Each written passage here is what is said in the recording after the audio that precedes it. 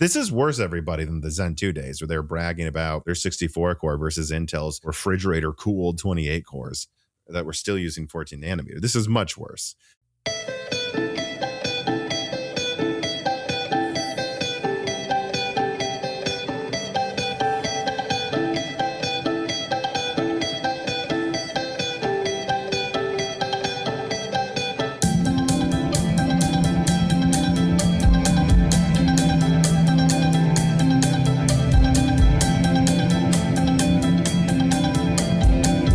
Welcome to Broken Silicon, a gaming hardware podcast. I am your host, Tom.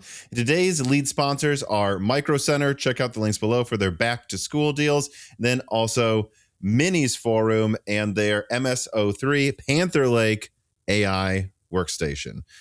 Dan, how are you doing today? All right. How are you doing, Tom?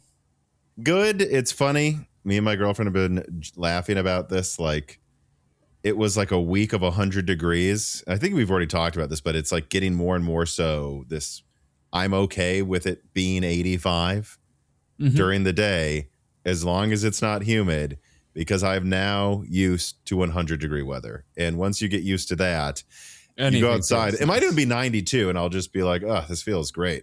Yeah, it's a little balmy out here at 92. I mean, I was seriously thinking, it's nice out. And it was like, 92 and sunny. At least there was a breeze today. I was at the dog park with Jesse. And it's like, well, I don't know. Me and you have talked about this too. Also, the big difference once you get out of the dog days of summer is that the evenings are, even if you get a weirdly hot September night, September day, the night is usually like 65 to 70. And that difference at night also fundamentally changes, I think, how livable it is. Oh yeah, and it's a breath of fresh air taking my dog out at night when it's getting into the 60s. When you walk them usually, days. Anyways. Yeah. All right. That was the weather report for our podcast. It was. Seems to usually open the podcast this summer for whatever reason. It's that, or one of us is sick, or something broke, and it annoyed us that day. That's the usual openers.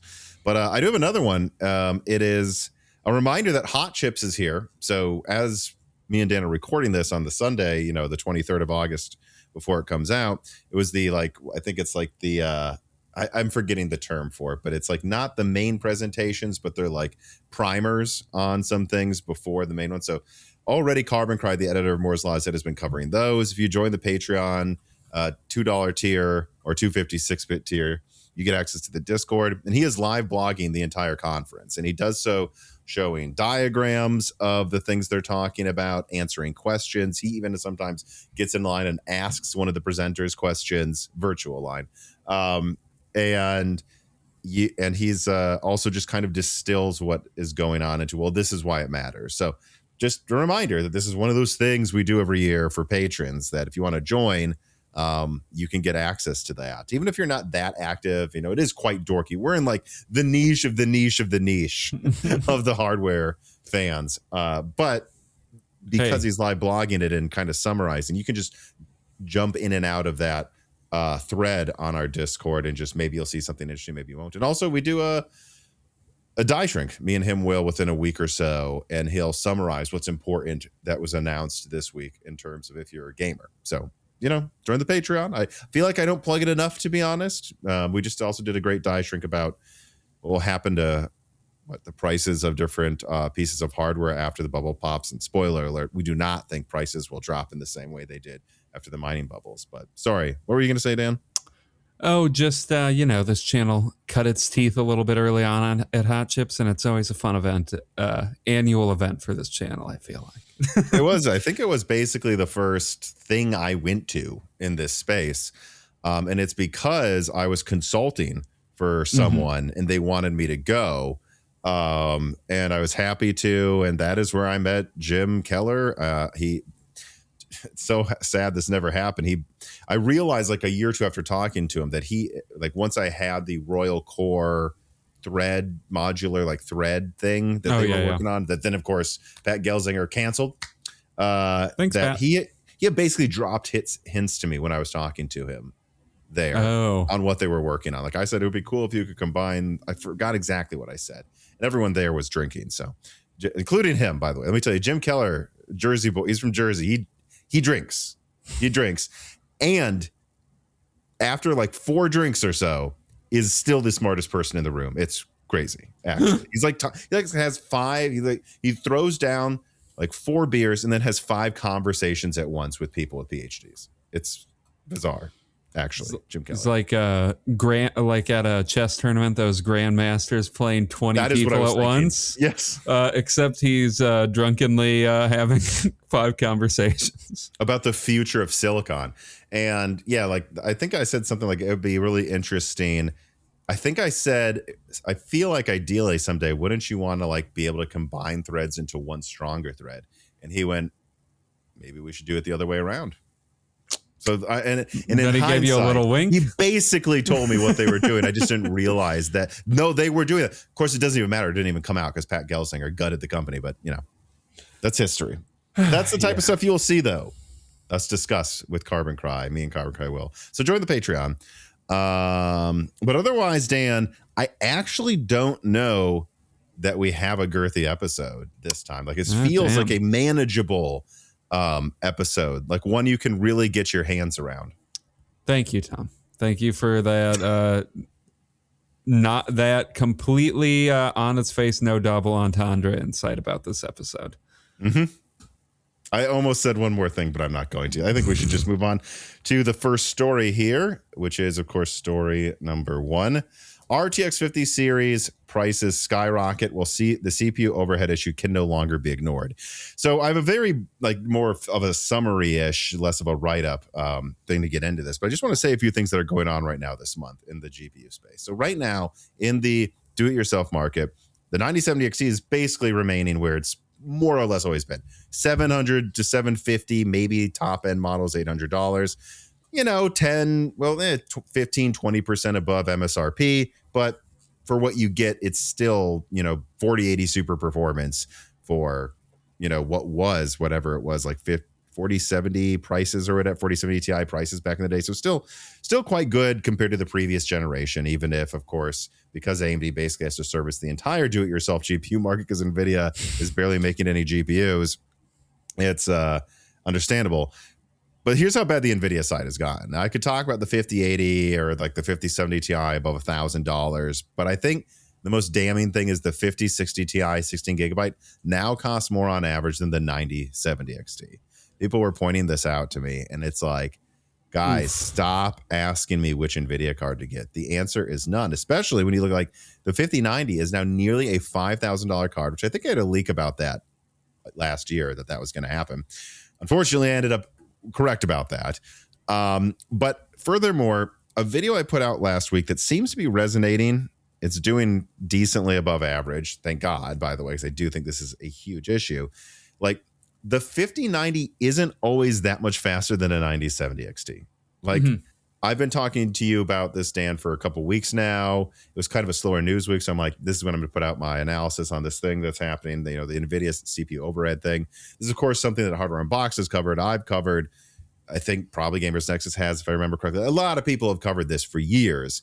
But I just have to say that because some people in the comments are like, why didn't you tell me sooner? I'm like, I feel like I bring this up every month. But but I think what hasn't been emphasized enough and what is new about talking about this is I think everyone's basically said, well, if you play Battlefield 6 and you want a game above 144 frames per second, Nvidia does it worse than AMD, is less likely to keep a 30, like the 5080 is unlikely to keep its 30% lead it should have over a 9070 XT. It might shrink to 10%. It might even lose in certain resolutions. And it's always like, yeah, but that's if you're gaming in 1080p. And then I pointed out, guys, if you play with DLSS on in 4K, which you probably do because 92% of gamers, according to recent polls, suggest 92% of 50 series owners turn on DLSS, apparently. 92%. If you do, and you even just use the quality mode, the internal resolution is 1440p. Now, oftentimes, that's still going to be like, I don't know, 10% worse performance than if you were to game in 1440p native versus internal resolution 1440p with DLSS. There's still some processing there, so it's not quite apples to apples, but it's usually close. And I even benchmarked Metro Exodus Enhanced Edition. Yes, the ray tracing version, everybody. That's the other thing everyone keeps pointing out. Oh, ray tracing makes it. No, This was with ray tracing on, of course. It has to be on. It's the enhanced edition. And I found I think 3%, 2% difference in performance between 1440p native and 4K with DLSS quality mode with my RTX 4090. So it's usually very close. In these scenarios, I mean, there are times like in Death Stranding, if you're playing in 4K with performance mode on, the 9070 XT probably ties a 4090. And this is why I think this is such a big issue, everybody. It's not like we're going. Like the example I give in the video is if this was like, oh, the 5090 is usually double the performance of the 9070 XT. And if you're below 200, it is. But then once you get to 360 hertz gaming, you know, the 5090 is only 50% faster than the 9070 XT. I would go, well, it's still worth mentioning that the price performance curve is even worse in for Nvidia the higher up you go, but it's not like, well, you're probably not doing that. It's not like it doesn't necessarily like change your calculus in that scenario. But I have a slide Gerard can show here. It's called HC Dam 3 Gerard, where if you are gaming at max settings in Death Stranding 2 and you're doing 4K performance mode DLSS on, which you might do because in this mode the 5080 is not even getting 144 frames a second, buddy. So in other words, you're going to be turning down some settings, whether it's turning up DLSS or turning down other things. This 9070 XT in this benchmark in 1080p, because they don't use DLSS in their testing, so I have to find proxies, beats in 4090. Like, and I've got another example too. The most damning one was I pulled a Pragmata, and from what I could tell, the 9070 XT is getting pretty similar performance, maybe 20% worse than a 5090 if you're both using DLSS and FSR quality. And the 5090 might only be in some scenarios like 60% faster than a 9060 XT, the 160 watt 128-bit card. And this needs more testing, especially if they're going to charge more than a 9070 XT for a 5060 Ti, or as much as a car for a 5090. The DLSS argument goes away, because if you turn on DLSS, and you probably do, you're now probably just getting about the same frame rate as a 9070 XT anyways. And this is not, by the way, I have to say this because this was all of the angry comments. The point is not to get into a debate about DLSS versus FSR image quality. That is nothing to do with this. The only reason I had to, and I say this, had to pull this out in that video is because for some reason Tech Power Up didn't benchmark RDNA the 9070 XT and the 5090 at the same resolution. They showed it's like almost like they're scared, might I suggest, to show some of these charts, like the one I showed of Death Stranding 2, which they did show, where the 9070 XT is beating a 4090. And I think they're scared to show the same upscaling settings in 4K, because the 5090 might lose to a 9070 XT in some scenarios. Not most. And it is the stronger card, but maybe in some. And I just think we need way, way, way more testing. I want to see like a normal CPU, like a 7950X, not a budget one, a 270K plus, something where it's realistic. A gamer might have bought a 270K plus and a 5080, and then benchmark that with FSR and DLSS on, and do it in the games maybe where FSR is deemed to have image quality in 4K as good as DLSS or close, so that it feels apples to apples. And just show me like high settings, not ultra, turn on DLSS and FSR quality mode in 4K, and give me a standard CPU, like a guy who bought 16 cores M4 and upgraded from a 4090 to a 5090. I want to see that testing, because I suspect it's going to be pretty bad.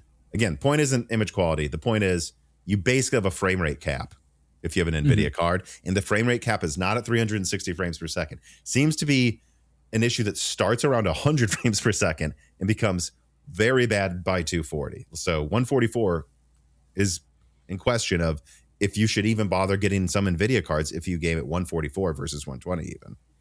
Yeah, and we've had this conversation, not this conversation before that I'm about to bring up in the past, about like sometimes you see like odd choices, I would say, with like the CPU used in benchmarks or reviews for graphics cards, and like those reviews, like if I'm remembering correctly, like Tech Power Up for a while was like using a 5800 X3D, and they were reviewing when it was not the best gaming CPU. It was a 5800X to test the 40. Oh, it was a 5800X. Okay, that was.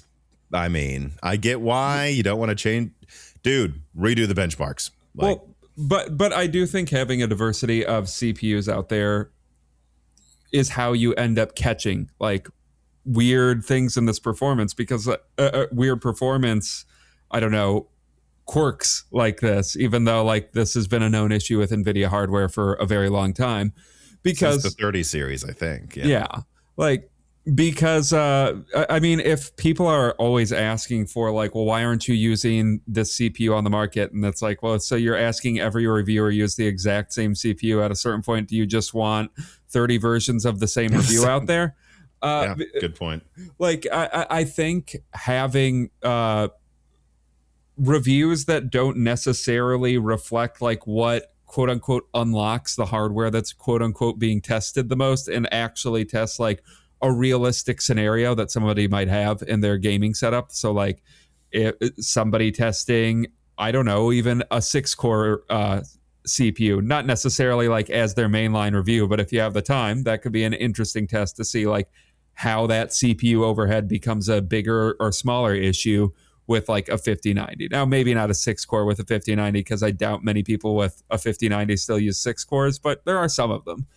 And I just think like, because even the way we talked about it, sometimes I think it can come off as like the CPU overhead, I think oftentimes falls into one of those issues that's discussed almost as like a thing that needs to, like a perfunctory thing that needs to be brought up as like a caveat to performance, rather than like a mainline takeaway about how the 5090 performs. And especially when a lot of people in reality are playing at 1080p or 1440p on their 4K monitors, yeah, it becomes increasingly relevant. And like, yeah, if you're a true 4K gamer, and that like you refuse to turn on DLSS for whatever reason, okay, then this isn't necessarily relevant to you.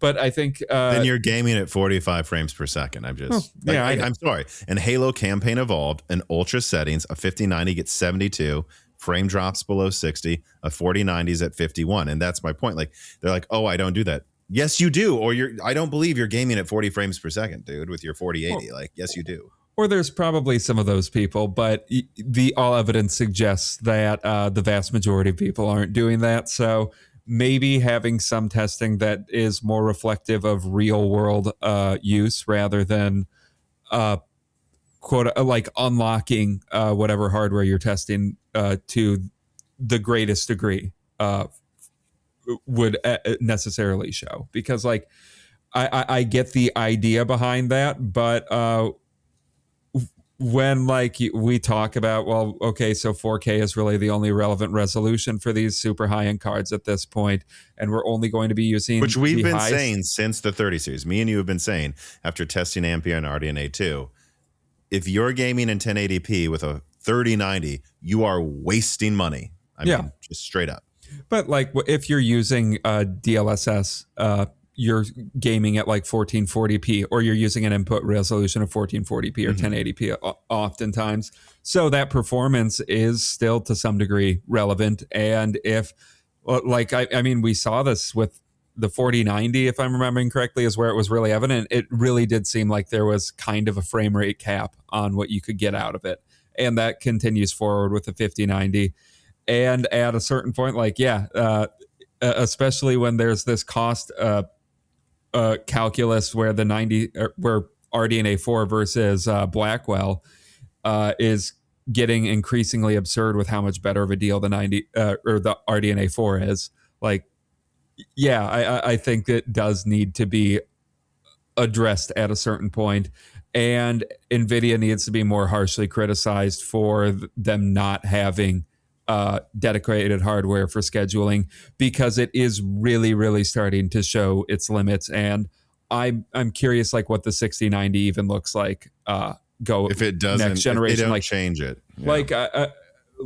Like yeah, if there isn't a dedicated hardware scheduler in the 6090, like I could imagine it almost looking pointless that this thing is out unless you only play at 4K without DLSS on. Well, yeah, and I do have to correct myself too. Is I do believe it has some form of hardware scheduling on it, but it leaves it mostly up to software. I think it's got something called like the Giga thread that's very, very punishing to the first thread in a game to schedule it. So it's like there is some degree of scheduling, obviously, or the card wouldn't even work. But so we shouldn't say it has no scheduler, to be completely accurate. But they've been very lazy. It seems like they've been copy and pasting the same scheduler since like the 20 series or maybe the 10 series. I don't remember. And like, I have to say too, like, again, emphasizing why I'm making this a big deal right now. So I did an RX 9070 XT review, I don't know, back in 2020, back last year. I just sent Dan this chart. Like, I showed all the way back then that in 1080p, I was finding the 4090, and this includes games that are hard to run, Assassin's Creeds and Monster Hunter Wilds before they patched it, and Metro Exodus Enhanced Edition requires ray tracing to be turned on. I mean, I was finding the 4090 was 5% faster than the 9070 XT on average in 1080p.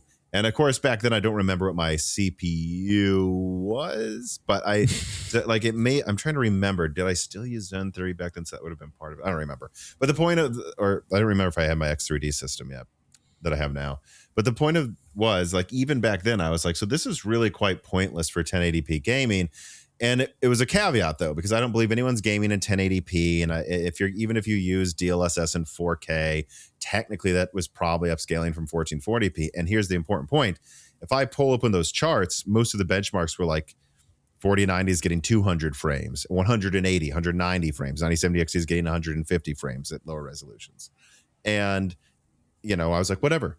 But since then, we have Pragmata out. We have Assassin's Creed Black Flags Resynced. We have all of these games that look fantastic, and they're not all multiplayer. Like Battlefield 6 is probably the worst example in terms of how NVIDIA performs, or the best example of it not working well for NVIDIA. But all these single-player games are just more punishing because they're just more advanced with more advanced physics engines, blah, blah, blah, blah, blah.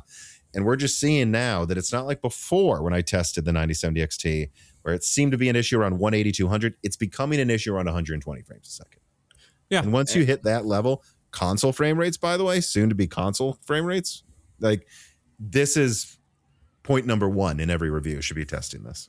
Yeah, I would definitely say anything under like 144 hertz is where it's really becoming an issue, because frankly, like at 144 hertz is becoming a pretty standard frame rate that you see in gaming hardware. And I would suspect a lot of people that own something like a 5090 or 4090 have a 140, 120 hertz monitor. And like, if you're not looking to push those frame rates, I don't fully understand why like you're getting something so expensive. And also though, just like, we understand that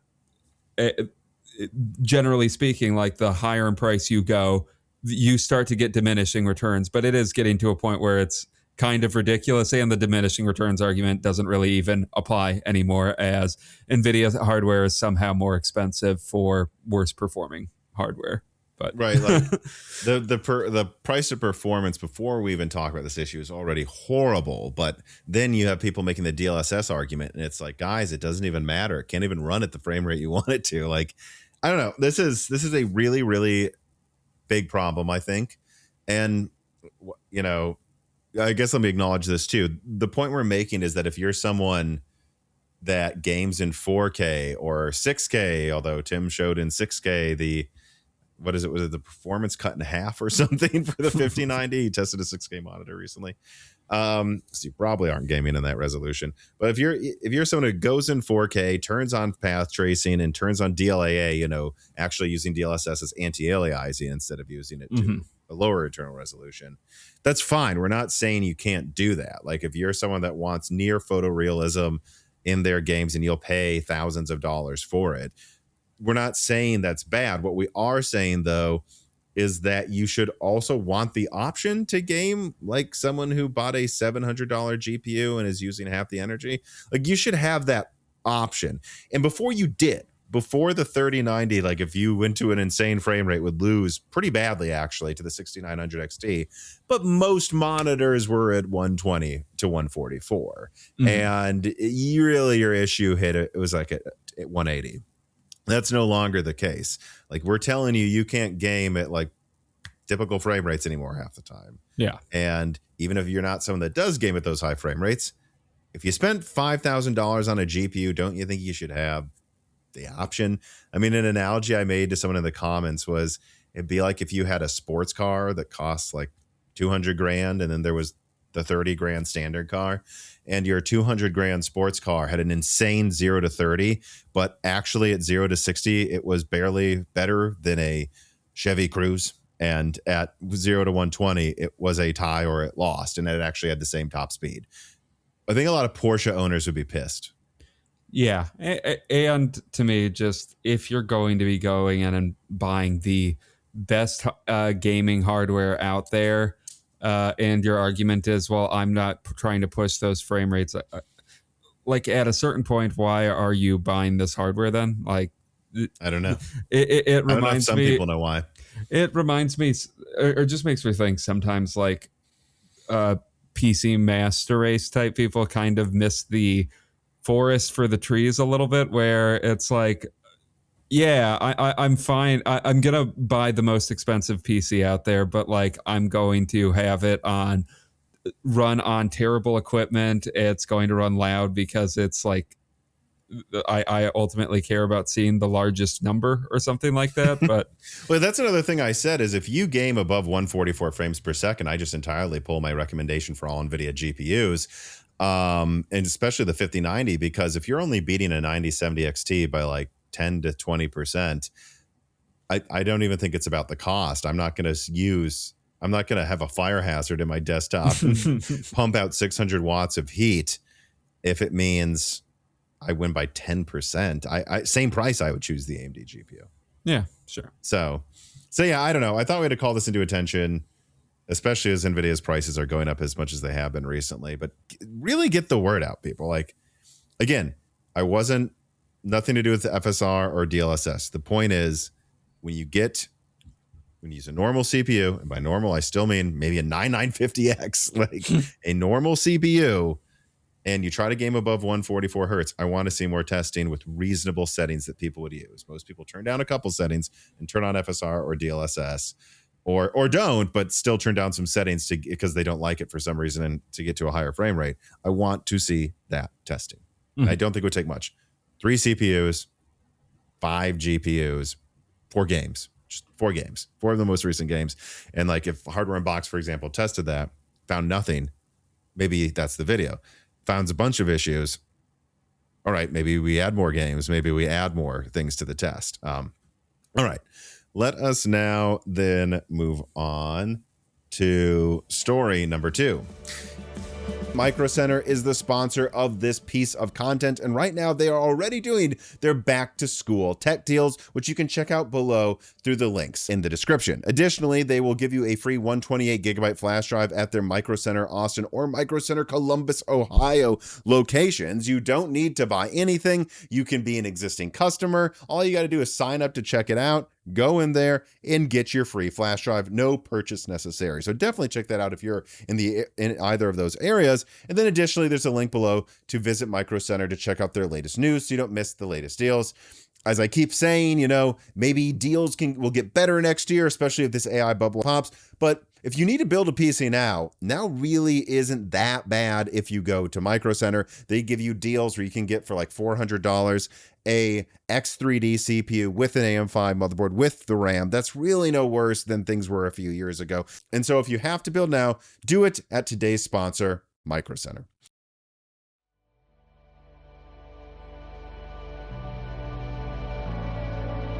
Nvidia takes a page out of Enron's book, quoting first from Nvidia, then Reuters. We announced partnerships with Apollo, BlackRock, Blackstone, Brookfield, Goldman Sachs, and KKR to establish independent financing platforms designed to mobilize over $500 billion of third-party capital to support the build-out of AI infrastructure over time. Nvidia Compute is not just a chip. It's a complete AI factory platform, including accelerated computing, networking, system software, AI frameworks, and a global developer system. The important question is this circular financing? Remember, this is still NVIDIA talking. This initiative is designed to address that concern. Oh, it's not circular financing. It's addressing it. Mm-hmm. We are bringing independent long-term institutional capital into the AI infrastructure market. From Reuters, the U.S. Commodity Futures Trading Commission said on Wednesday it was seeking public comment on compute derivatives contracts. America cannot win the AI race without a robust derivatives market for compute, CFTC Chairman Michael Saylor said in a statement.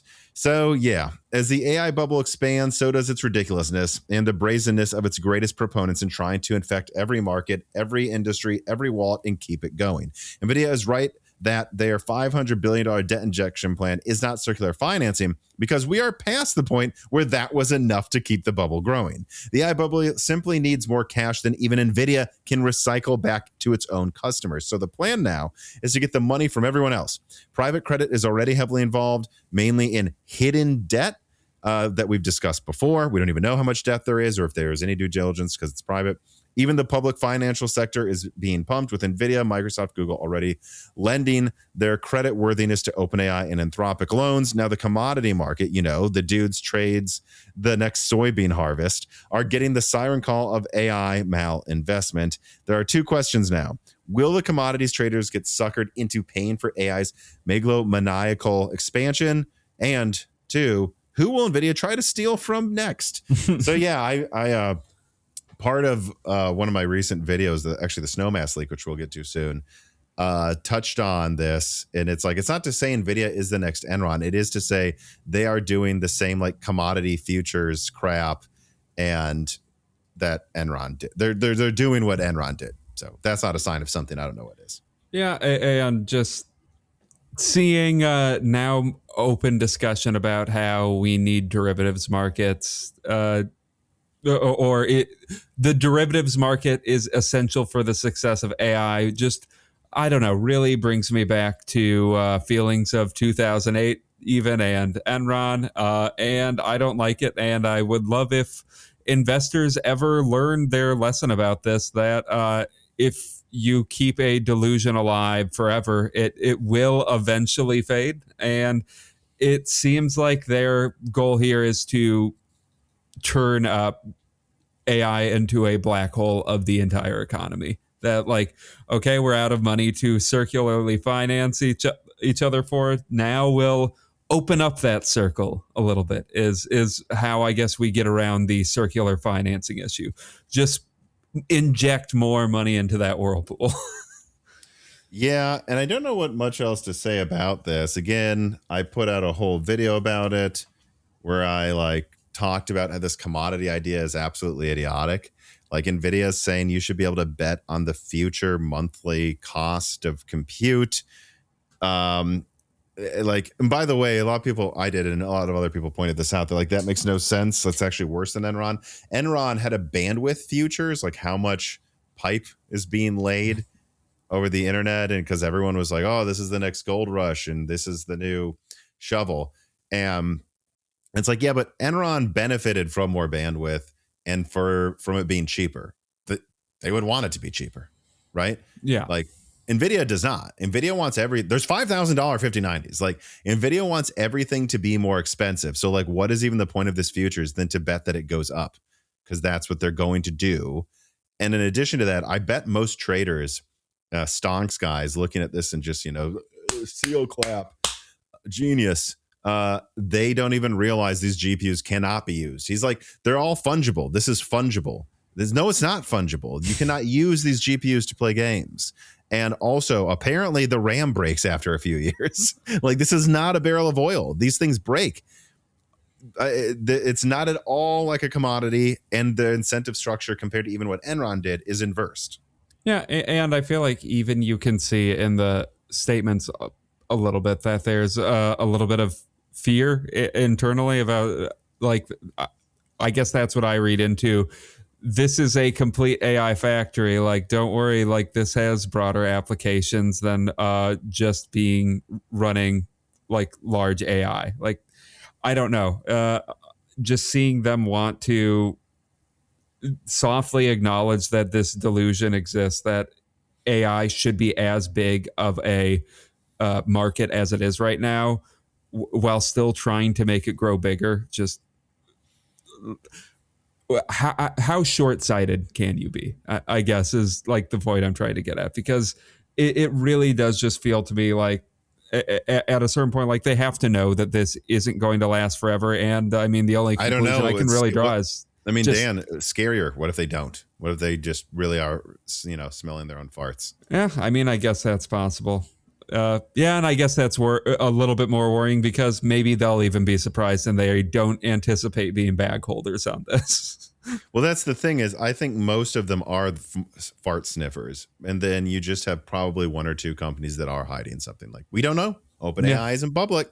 And even if OpenAI goes public and their books are okay-ish, and we're like, all right, maybe they'll grow out of their debt. We don't know how much hidden debt there is. We don't know if there is a private debt company that's right now behind the scenes like, oh no, they've got to 10x their revenue in a month or we're going out of business. Like, we don't know. Yeah, we don't know.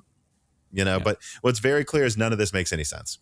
Yuma the Seventh writes in and says, have you read up on Ed Zitron's newsletter? Nah, I don't get his newsletter. I do watch him every now and then, though. He said his recent piece today has Nvidia needing to sell 1.5 trillion GPUs over the next 3 years to meet analyst expectations. This is to meet them, everybody. Meet them. All while OpenAI and Anthropic have to raise $1.1 trillion in debt over the next 3.5 years at the same time. It's an absurd amount of capex between 7 companies, over $4 trillion. Yeah, I don't remember where I saw this or where maybe it was in my Snowmass / Nvidia Enron video that I just did. Now, I think I responded to some of the Moore's Laws at Discord, where it may have even been Yuma, where they showed like how much needs to be made over this much time. And I looked into it and it's like, yeah, so basically Nvidia is saying it was something to the effect of that what they're going to do is triple the sales of their past 3 years for 3 years straight. And if they do that, they meet valuation. Well, I mean, they just had their 3 best years in history. They need to triple that and not have a bad year for 3 years. I don't really know how that expectation is where something gets set to, because and again, these data centers aren't even being built. Yeah, and people don't want them built. And they're not. And by the way, guys, if you're an AI head, they're not going to. I'm telling you, I'm from the future. They're not going to. They're not. They are not going to be built. People hate your data centers. They're going to sign laws. They won't be built. Not without, like, I was watching something, they were talking about this. Like, I think Meta's getting around it simply because they're actually like crazy investing in the community. Like, there was a town where every teacher got a $50,000 bonus in Louisiana, and they don't even make that much a year. And it's like, okay, well, if you can get away with doing that and stay profitable, now you're talking, right? Yeah. But maybe it needs to be 200 grand. Maybe you need or maybe it needs to the bonus needs to triple every year from them to incentivize people wanting to stay there. Like, and maybe Meta will make it work. I don't know. And my doubts that I think they might succeed in like one expansion, and that's going to be it. But like, to think that that's sustainable for every company in every state, like, it's just not happening. Like, this is going to be the issue for the 2026 election in the United States. It is going to be the issue. By the way, we were early to this, Dan, saying it would be like 5 months ago. I'm like, apparently Republicans just woke up to this in some newsletter that went out. They're like, hey, we think people might be mad about AI. It's like, what the fuck have you been? Who would have thought? But like, and it's bipartisan. It's not going to happen, AI heads. It's not going to happen. You're not building it. They're not going to let you. Not as fast as you want.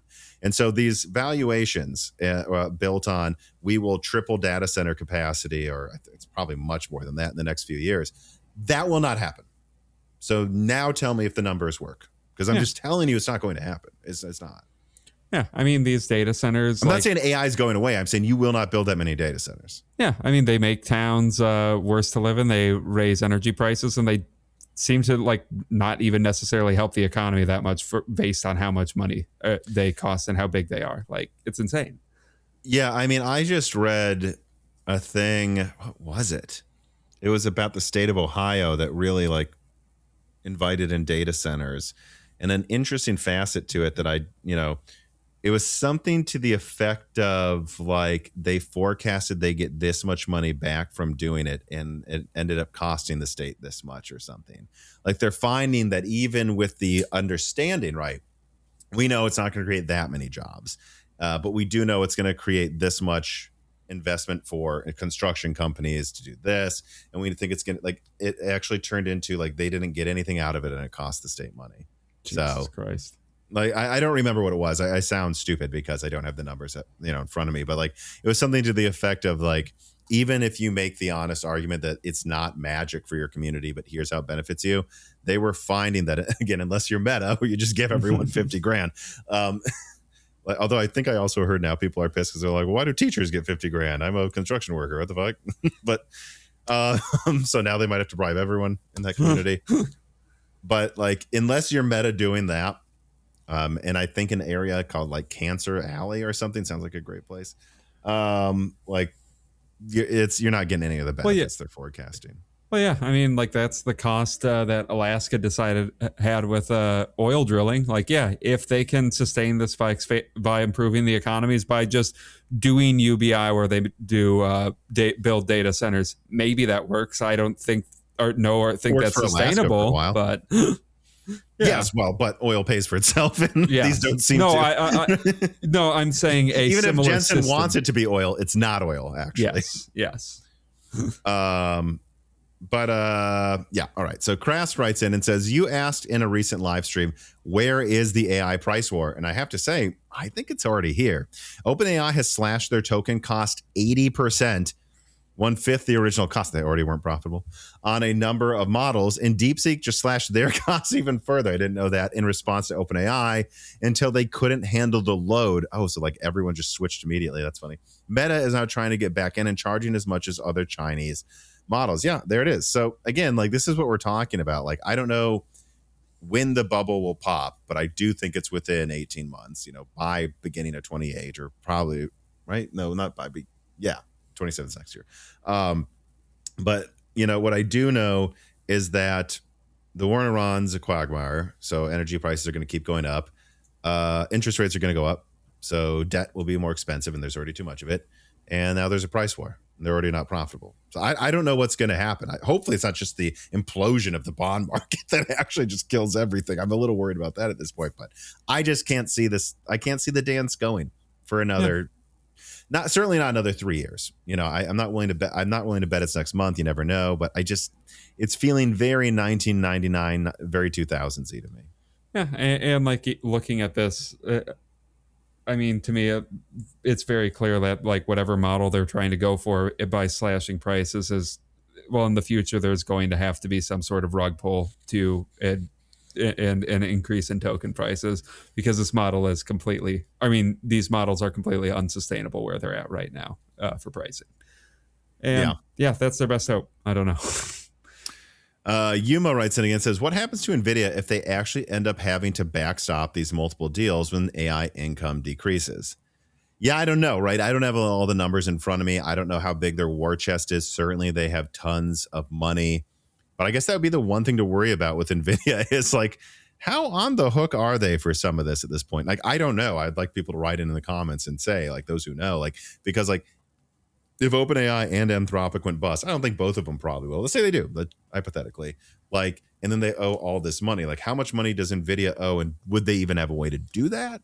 Well, yeah, and would this turn into 2008, where all of a sudden they're lobbying for a bailout of Nvidia? And I can tell you, the American people are not going to want that. Well, and that's a thing that's very concerning to me, is like over time with this much circular trading, this much like, I don't know, financial incest going on. Like, is it even clear how much debt exists between them? We still don't even know because of the private debt. No, like I don't mean is it publicly clear. I mean, like at a certain point, is it even clear to them how much money anyone owes anything? Like how much fake money is there in this deal? Like once it at a certain point becomes clear, it just completely implodes. Like, yeah, I don't know. All we're saying is we thought, even though this is a gaming hardware podcast, like all of our things that are more expensive than they should be right now is because of the stupid bubble. And now, I'm sorry, and some people got mad at me for calling it in the title Nvidia's AI bubble in a recent podcast. Number one, guys, there's only so many characters. I can't say Nvidia's financial, like I'm already out of characters. But also, I actually think it is fair to say Nvidia's AI bubble. Maybe not 6 months ago, but like they are funding the whole bubble now. Like it is their bubble. This is now becoming the Nvidia bubble. It really is. So, but yeah. All right. Let us now move on to story number 3. Intel Core Ultra 9 4950K could signal new naming scheme for Nova Lake, as quoting from Tech Power Up before the write-up. Intel's upcoming desktop CPU generation, part of the Nova Lake S processor family, might adapt a new naming convention that returns to a 4-digit format, unlike the current 3-digit format used in the Arrow Lake family. According to a leaked CPU-Z submission, Intel's Core Ultra 9 4950K has been identified as a 28-core desktop chip. All right, now on to a more comedic note. A naming scheme is being replaced yet again.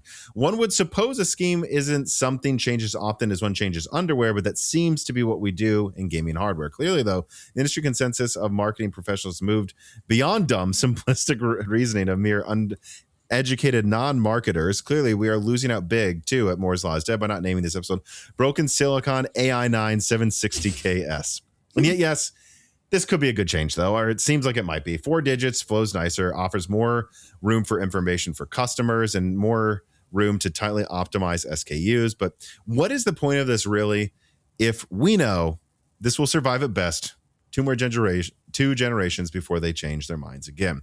And this wouldn't have necessarily been a main story, but I reached out to a contact at Intel, and this person told me that they are indeed going to a 4-number scheme. Now, this person saw the name and was like, like I don't know, that the plan the whole time was to have the 52 core be the Ultra 9 and then the 28 core be the Ultra 7. But who knows, if the 52 core is delayed half a year, maybe they'll launch it as an Ultra 9 and then call the top one Xeon or Ultra 11. It goes to 11. Hopefully not.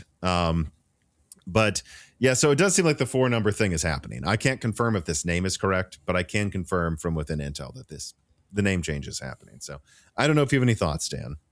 No, I mean, the one big thing is it does almost feel like if they're just switching back to the 4-digit thing again, like, all right, we have these 2 bad generations. We're just going to, like, in some ways try to preserve our old naming schemes. We're just Intel Core Ultra 9. Pick a name, guys. Yeah, although I guess they're not going back to the i9, i7 branding, which would be very funny. But yeah, they should go to i9 like 1000K. They should go back to i9.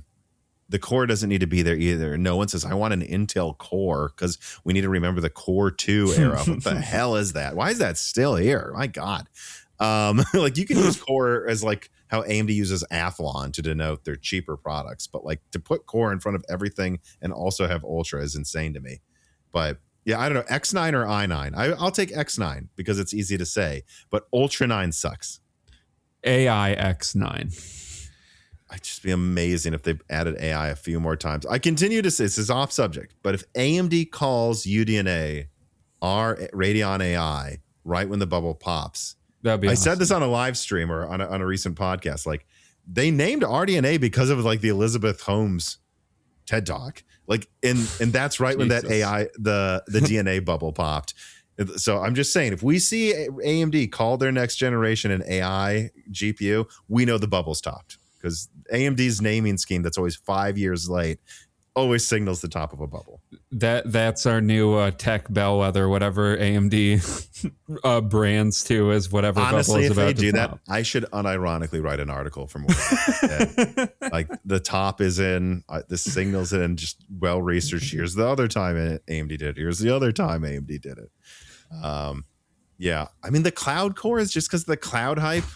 They made the dense cores. That's why they're called cloud cores. Is because. And now people are kind of declouding a little because they're like, if you're going to charge me $1,000 a month, I'll just build a system. Anyways, though, I'm basically just going all over the place at this point. So, speaking of cloud cores, actually, can talk about them a little bit with a new product coming from AMD with story number 4. 384 core Zen 7 Snowmass leaked. So here's just the rundown. I don't have a write-up. I'm just going to go through what I leaked a couple weeks ago. So I have speculated because I knew of the code name Snowmass. And in the video, I actually put up proof from a document of like, there it is. It was called Snowmass. SCBU, that's semi-custom business unit, is the abbreviation in AMD documents, and APU. So this was called a semi-custom APU, and I think that was just a placeholder. I think sometimes they update. I mean, when I first heard about Snowmass, this was stuff that was like 3 or 4 years before it comes out. Maybe 2-3 years before it comes out. And I think sometimes they'll just have these folders, repositories, like presentations where like at a footnote they're like, oh, and soon we'll work on Snowmass. And I think sometimes they literally just copy a barcode from like a Zen 6 product and then change a couple of the things and then go to the presentation. Because it's a footnote, they overlook it. So that explained why that information was wrong and why I was wrong to speculate that Snowmass might be a Steam Deck 2 APU, because I do not think it will have 300. Well, what if it is, Tom? But moving past that mistake I made, what this is big Steamboat. So I leaked Zen 7 Steamboat a year or two ago, and that was going to be like and still I think will be a 264 core or something like that. Or is it even more now? Because I think they may have upgraded that one to 33 cores per, or 36 cores per. Anyways, yeah, I don't remember, but they have a cache die, and it's not V-cache. It's actually a 4 nanometer like die. And then they put cores on it that are almost dense, but not quite. They're more dense because there's no L3 on that layer. So they can get the benefits of dense, but most of the performance of classic. And they put it on top of a cache die to also get most of the benefits of V-cache. Not quite as much cache, but close. And then there's the IO dies and so on and so forth. That was going to go up to 264 cores. Now it seems like they have a 384 core Snowmass, and so they're accelerating it. They want it to launch before Steamboat by mid 2028. So just 2 years from now, they want to go to 384 cores. And I got it was reconfirmed to me that the IPC should be between 15 and 25%, probably in the middle of that. So yeah, I mean, 384 cores, 20% IPC increase. Who knows what clock speeds on an A14 node? And they want this thing out mid 2028. And conclusion I made in the video too, by the way, is just, so if you look at recent benchmarks of Venice compared to Intel, I forgot what it is, but I think they're like 3 times faster than what's out now with Intel. Jesus. This is worse, everybody, than the Zen 2 days where they're bragging about their 64 core versus Intel's, refrigerator cooled 28 cores that we're still using 14 nanometer. This is much worse. They're at like 3 times or more performance compared to Intel now. Even if Diamond Rapids doubles performance of Granite, still 50% faster now. And 2 years after that, it seems like they want to basically double performance again. And so it's like, I don't know where Intel will be going from Granite to Rapids to Diamond to Coral Rapids, which is what comes out after that. But do I think it will be 7 times faster than what they have right now in 2 years? No. Yeah, it does have a certain I think AMD might dominate server for another decade. It kind of does just feel at a certain point. I don't know how Intel really can catch up in server without AMD just stumbling a lot with 1 or 2 generations. Like I don't really know how Intel makes up that distance. Yeah. I don't either. I think another thing to point out is when people doubt some of my insane numbers that I've seen for Zen 6 and Zen 7 for consumer products, they're like, well, how can they achieve that? It's like, guys, they are 3 times faster than Intel in server. Mm-hmm. Do you not think if they spent the money, they could make consumer also get a similar lead? Does anyone think that if AMD really tried? Because they're not trying. They haven't been trying at all in consumer, and they've just been winning by default. They're just taking server dies and adding a memory controller with Zen 5 that doesn't even work. Like, they're not trying at all. What happens when they apply the ingenuity they've been putting into Epic into consumer? Because they seem to be doing that with Zen 6 and 7 to a degree. And I think that's what Intel better have more than a 28 core Nova Lake. That's what I'm going to say. And it better, it better get at least the IPC increase I've been told it will get, which is the commendable one. But I just don't know how you're competing with some of this stuff soon. I don't know. And a final thing I forgot to mention. Snowmass kind of sounded like a gamey name to me too, but when I looked into it, I was like, I realized this when I was making that video. Wait, Snowmass sounds weird to be one, but is it the name of a city or town? It is, I believe, outside Aspen. And you know what other large server chip code names I've seen before? Zurich. Snowy mountain town or city commonly is used for some of these epic chips, making me further go, I remember that. So some director at AMD is into skiing is my prediction. Or not prediction, my guess here, Tom.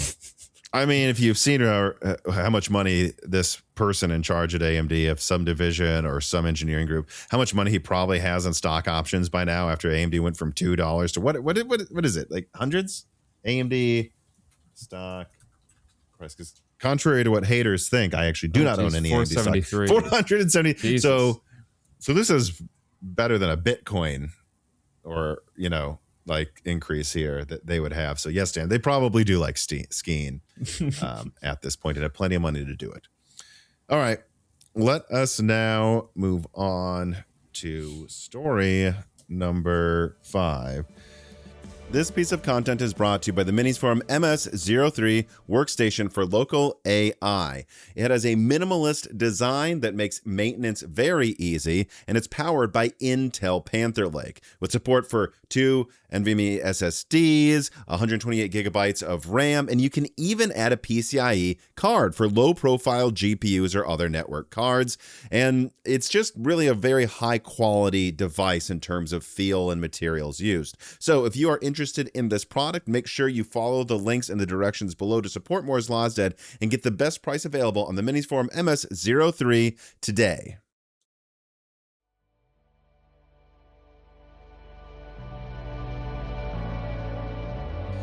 PlayStation 6 release date still hasn't been decided.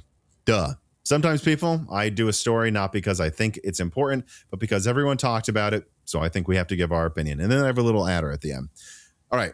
From Video Game Chronicles. In a new interview with the Wall Street Journal, Sony CEO Hiroki Totoki discussed numerous aspects of Sony's business, including his view that the future of the company is entertainment instead of electronics. Yeah, basically by now. The article notes that a number of analysts expected PS6 to arrive in 2027, but that the component shortage has caused them to rethink these predictions. Well, are they predictions or something they plan? It then states, Totoki said the company still hasn't fixed a date for the PS6. So yeah, aside from the ongoing PR disaster, Sony has dealt with the DRAM crisis better than anyone. They had a stockpile, they had long-term deals, and they did not panic. But that does not mean they remain unimpacted. As much as long-term planning helped them now, the current situation prevents them from crystallizing the plan for PlayStation 6 launch. After all, you can see we are past the crest, that plenty of capacity is coming online this and next year, and that AI bubble can't go on forever. But memory companies don't care. Their job is to sell as high price as possible, and that means maintaining the myth of a constant, unending shortage that won't agree to an actual reasonable 2027 deal with Sony, at least not until they can't keep the myth going. And unlike other companies, Sony won't announce anything until they have like Xbox, until they have the entire production and logistics prepared, set in stone, and guaranteed. Right. So that was the write-up by Carbon Crouch, I think, as well put, like, the RAM companies aren't going to make deals with Sony as long as they think they can argue that they're going to be overpriced forever, even though we know they're like doubling, tripling, quadrupling capacity within the next 2 years, and they will not quadruple data center capacity, meaning where's that RAM going to go? It will go down in price, but they're going to keep pretending forever, and so Sony hasn't made a decision yet. My reaction to this was duh. Like, what have I been saying, everybody, for like 6 months now? They will make the decision first half of next year.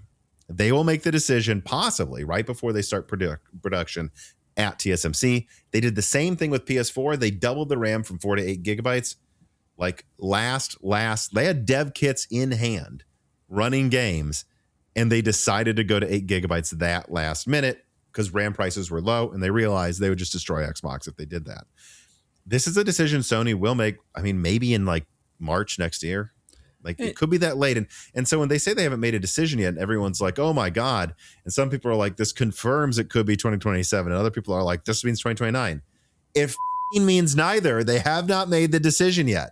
Stop speculating about price. Stop speculating about release date. It will come out 27 or 28. We can't say anything else yet. Neither can Sony.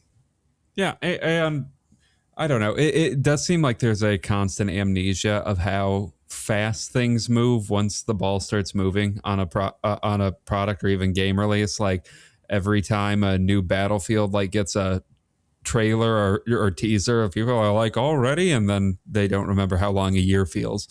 And yeah, like I just looked it up just to be sure. Like the PlayStation 5 was announced in June of 2020. It came out 4 or 5 months later. I would suspect Sony would want to target a holiday release because that's when you get the most sales. But if we don't really hear any like big whispers of the PS6 coming out until June, that shouldn't come as that huge of a surprise to anyone. Yeah. So again, I think the only thing really worth pointing out is something that Carmen cried did in the write-up, which is it is interesting to think about what's going on with Sony, where they're like, they have smart people there, planning things. And they're like, we know RAM capacity will be 4 times what it is now in 2 years. We know data centers at most will triple in how many there are. And we kind of doubt they're going to. There will be a dearth in demand for RAM from AI. These prices will have to go down, but it doesn't matter because then the RAM people will just say, we don't believe so. And we're not going to commit to anything. And Sony basically has to wait for the bubble to be popping for the RAM people to make a fair deal. And so like it's just funny to think about that dynamic. Another thing I'm going to add here that was going to be in the wrap up, but it involves PlayStation. So I figure we combine it with this story is, and this is kind of shifting gears to almost a new story, but like Sony sent out right when the blackout for PlayStation was supposed to start, they sent out an email saying you don't own your games. And I almost couldn't believe when I saw the headlines, like this seems like clickbait. And it's like, no, it's not. They sent out an email to like all their fans. It's like reminder of what that your games are licensed. That doesn't give me confidence. No. Yeah, I'm seeing that makes me very worried that Sony's current plan is to double down on this insanity, which I don't know if maybe that's how we end up getting a 50 million unit selling PS6 or if that, like if that's the route they're going down, that's nuts. Yeah, and I agree. And like there's this, maybe it came from Jason Schreier, this rumor going around that behind the scenes what Sony's been saying is, well, because of RAM and because of diminishing returns and how much better graphics are getting, the PS6 is always going to be an underperforming generation. Like we just have to accept that. So we might as well rip off the digital Band-Aid now and double down on milking our fans now so that the next gen we can do whatever we need to do to profit with actual market share, because it's just not going to happen. And I just think that is some hilarious, as I call it, playing 60 chess up your own ass. Like, it's like, okay, so you need a bad gen that you milk because it's going to be bad. Even if that's true, you could make the next gen even worse, like in terms of sales, because everyone abandons you extra.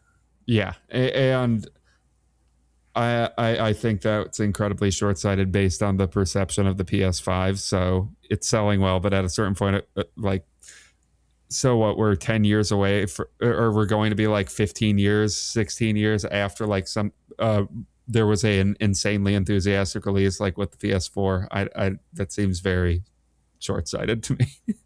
Right. And like, even if you argue the PS3 was in a tricky time, I mean, it was a very hard time. Like you had the successful PSP, the PS2, preparing some PlayStation 3. It's like, how do we even sell this thing when, they were still selling, I think, PS2s until when the PlayStation 4 launched. They're like, how do we launch a console they're like, it has to be a premium console, like whatever. But like, even with all those mistakes, the PS3 ended up ending up really a better gen than the PS2. It lost a ton of money, but by the end, the attach ratio for games is higher than the competition by miles.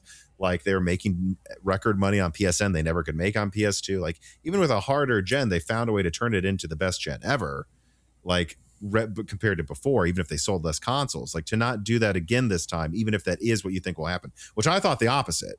I've been very outspoken that from what I saw with the PS6, and maybe this was the plan and they've changed their plan. Maybe Scrooge McDuck took over 2 years ago. Seems to be what's going on. Yeah. Like, it seems like the design of the PS6 and the handheld was to be as cost competitive and like a main, like almost PS4 like as possible. Now they're almost like pivoting to not doing that. And what really worries me, it's actually something that James Pryor brought up. So for everyone who doesn't know, I think he works at Global Foundries right now. He used to be a senior product manager at AMD. He was the guy that came up with the Threadripper marketing strategy and the name Threadripper. By the way, one of the only gimmick names that has survived at AMD, Threadripper remains, when all these other crappy things never did. What was their thing that turned into Vulkan? What was that called? Oh, API for Vulkan. Mantle. It was Mantle. I remember it was. I got to it before I Googled it. It was Mantle. Like, all these names don't last. He was someone that actually came up with it. He's a really smart guy. I have him on usually once a year. Anyways, though, I didn't expect him to have a lot to say about the PlayStation 6 disc thing because he's a big PC gamer, right? He doesn't really think about that much. But he actually had a lot of things to say. Like, right off the bat, he was like, well, so obviously I'm a Steam gamer. At first I was like, what are we even arguing about? But once he thought about it, he's like, to be honest though, if I worked at Sony, I would have been the guy saying, no, let's make $120 collector's edition discs, and then that will just be what's on PS6. He basically said the same thing me and you said, Dan, separately. Like, that's how you pivot. That's how you make your fans happy. That's how you make a brand powerful. I'm like, everyone would just hire this guy. But then he said, and what I would more be worried about with the digital thing and the way they're messaging is that this is the beginning, and that they're going in like a weird Spotify or Netflix direction where not only is it all digital, but we can't conceive of the ways they're going to try to milk us with that. And I'm starting to wonder that, because when I say this today, bringing it full circle, the day there's supposed to be a PlayStation boycott, emailing all their fans that you don't own your games and rubbing it in their faces, this to me is a company that someone or some people are in charge there right now that are getting off on their fans not being happy. Yeah. I mean, let's say it out loud. That's what someone there is enjoying this. Yeah. Like, the only alternative is that they're just completely disconnected from their fan base. But they seem so tight with like their PlayStation blog posts and their like states of play. I don't buy that.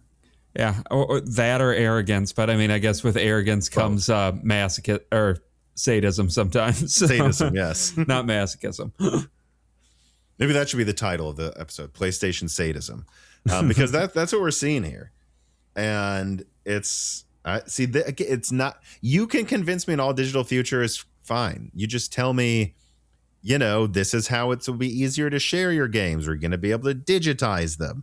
You'll still have a disc player for your old games. We're not taking those away. And there's a handheld. All your games will run on both. Like, we're going to do these special summer sales. They can sell me on a digital future, but they're not. They're not trying to sell us. It seems like what they want us to do is be like a battered spouse that does and puts up with anything of the abuser. That's what they want. And why would they want that unless there's something they haven't told us about this digital future where they want to take even more from us and we don't even know yet. Yeah. That's my concern. Yeah. So I don't know what else there is to say about that. It sucks. This is far more than removing discs. This is what makes me go, I just don't think I'm going to rush out to get a PS6, and I thought I would. Yeah. Because I'm ultimately like somewhat of a realist on this. Unlike the physical media absolutist, where like it can never go away. I think you have to. We'll get to that soon. Yeah, you have to at some point acknowledge the fact that technology changes over time, and with that changes the way media is stored or given or sold. Like, people aren't out there buying like wax cylinders anymore for music because it's a completely obsolete technology. I'm sure one dork is, and he has a YouTube channel, but sure. Yes, I'm sure there are some people that still like wax cylinder records, but you have to like sell us rather than, I don't know, like threaten us into the digital future, which is what it feels like they're doing. Yeah, it's like they not even feels, they're overtly threatening us into it at this point. Yeah, and so I don't know. I just think they've convinced themselves this will work. They've convinced themselves that projecting strength is better than projecting safety for their fans. And I just think, the Wii U sold out the first month it was out, or first week, maybe not first month. There's this really sad picture I saw of like a mom in a van full of Wii U's that she was going to scalp for her kids. Jesus. But, and I'm not saying I think it's going to be like the Wii U. I don't, but I don't know. Feels like an Xbox One moment to me. Even if Xbox isn't competing well, people might just not buy a PlayStation. It feels worse than Xbox One to me though, because like Xbox One just felt like kind of, they really misread the room. Where this like we call this somebody's getting off on misreading the room, and they're telling you to go yourself. No, they're reading the room correctly, and they seem to just hate their fans at this point. Like I've rarely been the type of person that's like talks about like people hate their fans, or some company hates its fans, but it's like it really does seem like we did something to annoy some executive at Sony. Yeah, like what is this about, my lord? Like, God. Is it because no one played Concord? Are you mad no one played Concord, Sony? I'm sorry. I played. No, we didn't. No, wait. No, we didn't. I'm thinking Marathon versus. Yeah. I thought Marathon was pretty good. Marathon was fun. It was fun. No, Concord. Concord makes Marathon look like GTA. Jensen Wang, Nvidia isn't Enron, writes, and it says, assuming Sony makes no changes before 2028, how many games do you think might launch like December of 2027 or January of 2028 with horribly buggy releases that will be forgiven because it enables it to be on disc and they just wanted to get it out in time? I don't know, but that would be a very sad state of affairs. Yeah. Hadn't thought about that, but that would suck. Dashy PSN writes in and says, how realistic is a higher FPS mode like 120 frames per second plus on PS6? And how big could the impact of frame generation and PSSR 3.0, which of course should be based on FSR Diamond, be? How realistic is it the PS6 launches in 2027? So by the way, I cut half of this out. He asked me like 10 different questions in a run-on paragraph of questions. I picked the two that I thought it were bothering to answer. How realistic is it launches in 2027? Entirely. And it will launch by 2028 because that's when it's being manufactured. The contracts are signed. And the people are like, oh, they should delay it to blah, blah. Delay it to redesign it. So 5 years to redesign it. So they miss a whole How much R&D? Yeah, another $100 million in R&D. One, not going to happen. Two, if they push back the production, there's no guarantee when they'll get back in line. They would be gambling that they'll get a decent place in line to manufacture instead of like early to mid 2027 to like early 2028. There's no guarantee. Maybe they could gamble and be like, we think the AI bubble will pop by, then we'll get a better price. Maybe the AI bubble goes on for another 5 years and you don't even make a PS6. That'd be a very dangerous thing to gamble. Now the high refresh rate mode, it's already a thing. I mean, there's already 120 frames per second on PS5. I think plenty of games will have 120 hertz mode. I think 60 will be the standard. And there will still always be a 30 FPS mode or at least 40 FPS mode for screenshots. Sure. Yeah. But I think you're going to see most, like 90% of games, have a 30 FPS mode that's unlockable to 40 if you have a modern TV. So it's really a 40 FPS mode with some drops to 35 or something. And then you'll have a 60 FPS mode that is just the standard. I mean, I saw this actually. It's sad. There's all this arguing about discs because there are some great things being made by PlayStation. I saw like the new Wolverine on base PS5, I believe runs 60 frames per second at a decent resolution with ray tracing on is the standard mode by default. It's like what you can accomplish if you really know what you're doing, like Insomniac, and so throw in PSSR 3 and a Zen 6 CPU. Yeah, I think 60 will be the standard. Games will boot up with 60 hertz as standard. And they will probably like 1 out of 4 of them, 1 out of 4 of them probably will have a 120 hertz mode. And I think there will at least be a handful of games with a 240 hertz mode. or something weird. I don't think it will be standard. I think it'll be very rare, but I think one game's going to do it, I think.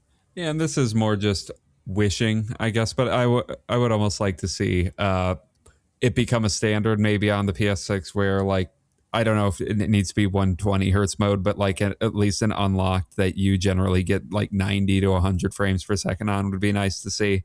Because I think, honestly, for console, having a 30 and 60 FPS mode kind of does make sense just going forward, because that seems to be a level of performance a lot of people are fine with. But pushing it to like maybe instead of most games having like a performance or graphics or quality mode, like you get a performance, quality, and balanced mode or something like that. And the balanced mode is 60.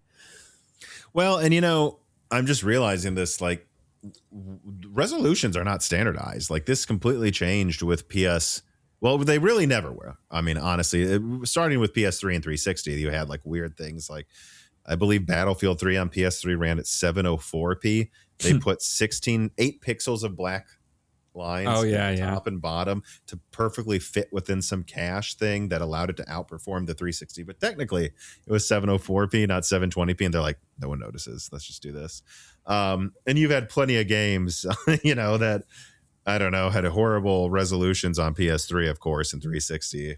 And by PS4, the resolution is whatever they want. Like, even Killzone Shadowfall, I remember, I think was like 900p or something, upscaled to 1080p for the multiplayer to hit 60, and then locked 1080p for the campaign. Like, there's no set resolution. Why does the frame rate need to be set? Like, you could have a game like Battlefield 7 where they're like, no, we do want this to have a 120 hertz mode. And maybe by then a lot of TVs have 144. So they're like, even an experimental 144 mode we aim for. But then there's like, The Last of Us Part 3. And they're like, actually, the engine's pretty demanding. So 60 is standard. And we didn't add a 120 mode. But we did see that it could basically stay locked at 90. So there's a 90 mode for those who want it. Like, more games. This one's 70. This one's 80. There should be a 60, a 40, or if you don't have a VRR TV, it's a 30 frames per second mode. I stand by that. It should have a 40 option every time for the 30 FPS thing setting. And then they just find where the limits of the engine are. And they're like, yeah, sure. If you want it, there's an 80 hertz mode. Screw it. Right. Yeah. I can see the comments now that hertz is not frame rate, and it would be an 80 FPS mode because it's not 80 hertz. Okay. Whatever, man. Okay. Whatever. All right, let us move on to the final story for today with story number 6. GTA 6 leaker cashes in. Fans pay up to $80 for new gameplay. Quoting from Video Games Chronicle, the leaker behind the 2 recently surfaced GTA 6 gameplay videos is now letting fans pay to vote on what should be the next thing to be leaked. One user reportedly spent the equivalent of around $80 to vote. CyberLeak, in all caps, I guess is the call sign of this person, is running polls on its website to decide what footage should be released next. To vote for an option, users had to pay with CyberLeak's own crypto token, $CyberLeak. According to CyberLeak, the releases are intended as a protest against anti-consumer business practices. Oh, what a hero. We touched on Sony's PR war already, but the effort to restore game discs and discuss game ownership more broadly has been waylaid by disgusting opportunists, because that is what CyberLeak is, a disgusting opportunist, not some Robin Hood battling evil corporations, but just thugs, criminals, thieves, and scammers whose only impact is to really help Sony because it makes Sony look like the good guy. Now it is easy to brand the entire anti-discus movement as compatriots of sleazy criminals. Even without that stench, the discussion has been hijacked from the actual issues to the GTA 6 theft itself and Rockstar's response to it. So, yeah, I saw some discourse over this, and I'm sure a lot of people have woken up to how much of a scammer this guy is. And me and you talked about this for like 15, 20 minutes, actually. On a recent Daishik. Again, join the Patreon, $1 tier gets access to that one. But it's evolved since then, and I just thought we had to talk about it a bit in the proper episode that's public, because, guys, if you haven't been following this, just know that the Rockstar leaks, like, the leaker is the bad guy, and he's completely scamming here. Oh yeah, pay me $80 to show your discontent with this company.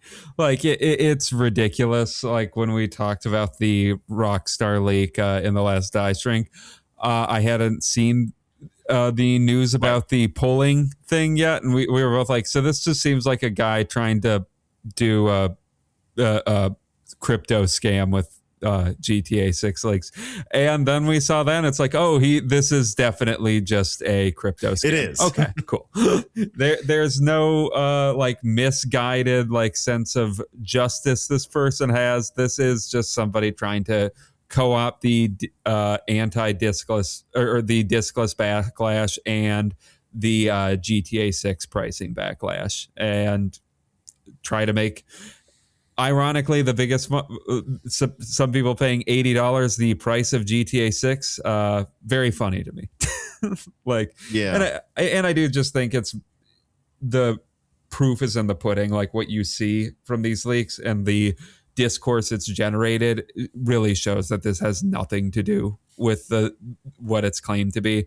Like, it's just getting people talking about GTA 6 more. This isn't deafening or dampening people's enthusiasm about GTA 6 like this guy is pretending it's supposed to do. Yeah, so I don't know really what much else there's to say, except I guess I'll throw out a theory that I kind of slowly stumbled into while we were talking on said Die Shrink episode.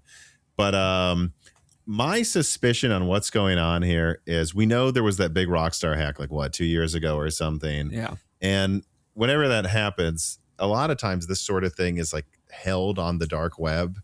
And it's like, pay me and I will get you whatever information. My guess is either this is the people that hacked them before, or this is someone that bought that information to use it to make money eventually. And they realized once they saw the Netflix reveal for GTA 6 was coming, they had to offload this info now or it'd be valueless. Mm-hmm. And, well, perfect. There's a backlash thing. Let's pretend we're Robin Hood.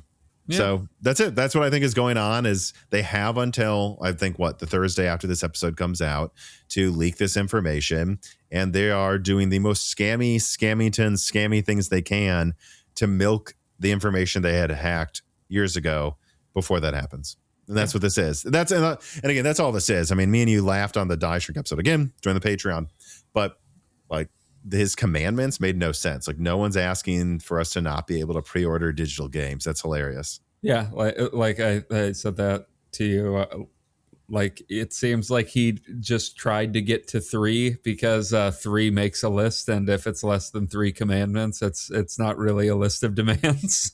But yeah, it's like very lazy. You joked on the podcast that it's almost like one of them on the list didn't make any sense. Like he had to get to 3 though, or it's not a list. Yeah, like when you see somebody listing out things and they end it with, if they asked AI, how do I win over the diskless protesters, and he's like, have commandments, they would love that, and he's like, I only come up with 2. Yeah, like when you see somebody end a list of 2 with etc., it's like you only had 2 things in your mind and you're trying to make this look bigger than it is. Yeah. This piece of content is brought to you by the Sarge Hypertower 170 power bank. It's a power bank with a massive 25,000 mAh capacity that's still airline approved, and it has the ability to charge 4 devices simultaneously and has a really slick smart display, which is always nice so you can see exactly what's charging, what's working, what's not working while you're trying to get all your stuff juiced up. And so look, if you're interested in this product, I've owned many Sarge projects and I gotta say they're actually very high quality. Well, check out the link in the description below to support the sponsor and also to support Moore's Law is Dead.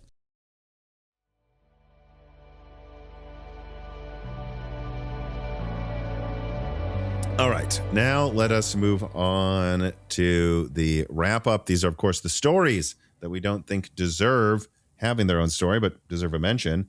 I saw a friend of the show, Jez Corden, tweeted a picture here. Oh, I think I included the wrong link. Oops, whatever. But what it was is he has a picture of like a disc with digital pixels coming off of it in some repository for Xbox stuff. So they are doing it. Oh, they are exciting. doing disc to digital. And I don't know how successful it will be. I do not know how limited it will be because there is going to be legal hurdles, as I covered ad nauseum before. But right when Sony's basically saying they hate their fans because they didn't play Concord. That's now my theory. Xbox is doing a lot of things right. Yeah. Now I don't know if this is something right. It does make me laugh though. Guys, the Elder Scrolls 6 still exists. Asha Sharma tweeted out that she saw the game, and that's about it. I guess just to remind people that it is still coming out, but I thought it was like, guys, unless you're going to announce a release date or show some gameplay at least, like stop. It's getting embarrassing how long this has been in development and how early you announced it. Yes, Asha reminding us we did announce this game too early. Yes, yes. Bi-yearly reminder that every other year we like to remind you we did this too early. And more PlayStation failures. Herman Hulst, Horizon Hunters.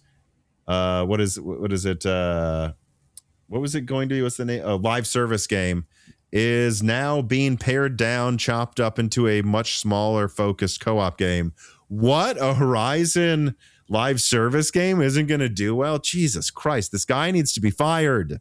Yeah, I mean, I think they should really turn every Sony IP into a live service game because they and then have it fail. Yeah, they all make so much sense as a live service game, Tom. Like a single player open world game, RPG. I mean, I guess that's their idea, but like a single player game that's very world driven. Like, yeah, let's just turn that into a live service game. Let's turn God of War into a live service game. Screw it, all of them. Mm-hmm. Intel's doing its own IPO like AI funding round, so good. Every company we didn't miss the boat on this, guys. Yep. Yeah, I know. Hey, if that doesn't signal a bubble topping, I don't know what does. Also, there's a supposed leak by Jakin on Twitter, who has a pretty goddamn good track record, that Intel's working on a 4 plus was it a 4? So it'd be 4 big, 4 low power core, 4 XE compute unit. Oh, right. Low power budget handheld APU. I see, this would be interesting to me because I tested, was it the 2XE or I think 4XE model of Panther Lake recently, and I was very disappointed by its performance. But hear me out. I do think there's room if you can make a 5-watt APU, give it like a 640p screen. What's the lowest we can go where modern UIs will work? 640p, and it's like, like kind of phone size, like PSP Go sized. If you could do that, I don't know, in 640p, this could probably run most games and have like a 8-hour battery life. You make that 600, it's just $800 instead of these handhelds that are over $1,000. That is something that gets interesting to me, or like, even I'm not going to play Battlefield 6 on a handheld, so just focus on the portability side of it. Or even like make an argument like this is the cheapest handheld PC we could make. There are people that are really into retro games and indie games. Like this is like, I don't know, $300 thing that might be too optimistic. I think at this point that's too optimistic. Maybe 5 years ago. Yeah. For just playing like Indian retro games on the go. Yeah. Like I've been wanting someone to try that with like maybe not Mendocino, but like something like that. Like even if it was just, it's too late now because we're in 2026, but like 4 years ago, like a 2 compute unit budget handheld. It's like, no, it's like really weak, but it can run Minecraft. It can run, actually more of your Steam games than you would think. Like, I think that would be an interesting space to explore. Additionally, though, on the exact opposite end of the spectrum, GPD has launched the WinMax 3 handheld for $1,750 or $1,750, so $1,750. It has the AI Max Plus 388, so that's an 8-core with the full 40 compute units, 32 gigs of RAM and a 1 terabyte SSD. I actually think that's not a bad deal. No, that's fine. I think that seems fairly priced, especially in this market. It's basically and I think this is a really interesting design they have. It's basically like a netbook. Like, I forgot what size screen it has here. It doesn't say there. Well, it probably says if I click on this, right? No. All right. Nope. Well, now I feel stupid. Boom. I have to do this. Or this. we will fail. Keep all of this. Okay, so that's what I thought. Like I thought it was bigger than 7-inch. It's like a 9-inch screen. Okay. So it's a netbook, but it is big enough that you can realistically use it with its keyboard as a laptop. And then it has slides that move off, and there's analog sticks and buttons, and it has triggers on the back of it. It's like a laptop this big that you can use as a handheld. I find that form factor very interesting. And at $1,750, I'm like, that's probably the handheld I would get. Because if I get a handheld, it needs to be a laptop. I'm not going on vacation with a handheld and a laptop. Yeah, I mean, I'd be very interested to try this. I think it's a fair price, and I do think the advantage that GPD has with all of their designs is they really do feel like the only company that does what they does. So I think they can kind of command. It does it well, yeah. Yeah, can kind of command a whatever price point, or can kind of command these price points more. But well, there's a new, One Player X or something handheld that's $3,000, so Jesus. Or something. Now that might be like the 64 gigabyte model, but still. I mean, I think $1,750, because let's be honest what this is. You're paying about the price of a normal premium laptop, not $2,000-$3,000 like Halo usually is. And it is a laptop now. It's not just a handheld. So I think this is the most justifiable, actually, Strix Halo product I've ever seen, because it is a laptop. You know, we're not saying you're paying $2,500 for a handheld that requires an external battery to run. It is a laptop, and it's the cheapest Strix Halo laptop. I don't know. I think it looks pretty good. And then AMD's x86 market share has just grown to 30%. And client, I think is that just in client? Let me pull that up here. I think it's just, yeah. Okay. So on the one hand, again, another milestone reached by AMD, taking market share from Intel. But I can't help but still see this sometimes and go, as it is still 30%. Yeah, like they have a lot to yeah, and they have a lot of room to grow still. Yeah, Intel is not an underdog, guys. They still have 70% of client now. That's not a do-it-yourself for sure, but you know, AMD still has a long ways to go into getting contracts with like OEMs and pre-builts. Dangerman 1337 writes in. He says, "Hi Tom, what would you consider normal DDR5 pricing? In a US context, I might say it's maybe, I don't know, $150 for 32 gigs of 8,000 mega transfer with decent latency, possibly in 2 years' time when Zen 7 Extra E will be by about then. I feel that'd be a good time to call it back to normal. As you have mentioned, first half of 2025 was not normal. We all enjoyed those cheap prices, but that was actually the bottom. What's normal is not the cheapest, but not the most expensive." Yeah, I think I kind of agree. So here's how I wrote down ahead of time for this question, Dan. Like 150 for 32 gigabytes to 200. I mean, I looked it up. I paid, I think, 130, 140 for my RAM kit of 32 gigabytes for either a benchmarking system over here or something. I don't know. You know, and I think I paid like 160 or 180 at like the bottom. You know, sometimes I do really take my own advice. And I got 64 gigabytes for like, I don't know what it was. I think like $180 or something. It's like, but I don't think it needs to be that cheap to make sense. I think a 32 gigabyte kit for even 200, a 64 gigabyte kit for $250 to $400 is acceptable, because it's really just, if you look at where RAM prices are now, and remember everybody, I wish it was free. I'm not saying I want it to cost that much. I'm just saying, like, it shouldn't be that your RAM costs more than your CPU or GPU. Like if I think back in history, RAM prices have always been, I remember times RAM's always crazy. Fluctuated a ton. Yeah. But I can't think of a time that I built my desktop and I was like, I'm going to get back in the day this Haswell i7 for whatever I paid for it. And then I'm going to spend 50% more than that for the RAM. That's never been a thing. It's always been a fourth the cost of my CPU or GPU. Or lately less. Yeah, like a tenth a year ago. Yeah, I mean, and I think to some extent, like, viewing what is normal might, I don't know, it might just be depressing at a certain point, because like I think RAM prices will fall eventually, but I think at a certain point you're going to have to absorb that there's going to be like a new normal, which is lower than what it is right now, but not necessarily like one back down to like 150, 160 like you used to be able to get. Yeah, that's what I think. So, you know, and then on the VRAM side, like $10 a gigabyte or less. You know, I wish RAM was $3 a gigabyte. Like I think it was at the very bottom. Yeah, like it was basically free. But I mean, I got a 64 gigabyte Strix Halo laptop like months after it came out for like $2,200. It's not that cheap anymore.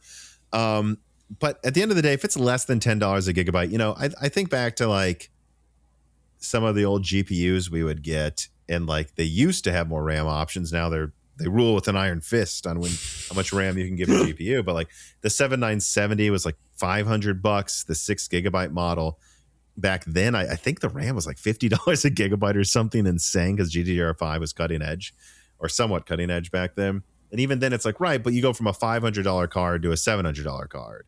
Like, it shouldn't be like a laptop goes like from costing $500 to $1,200 because you doubled the RAM. So I wish it was $0. I wish it was free, everybody. I wish they were paying us to take the RAM, like sometimes happens with oil. But at the end of the day, I think we can admit that things will be back to normal when you're getting the amount of RAM you need. Not more, because you don't want to waste money, but that's what you're doing.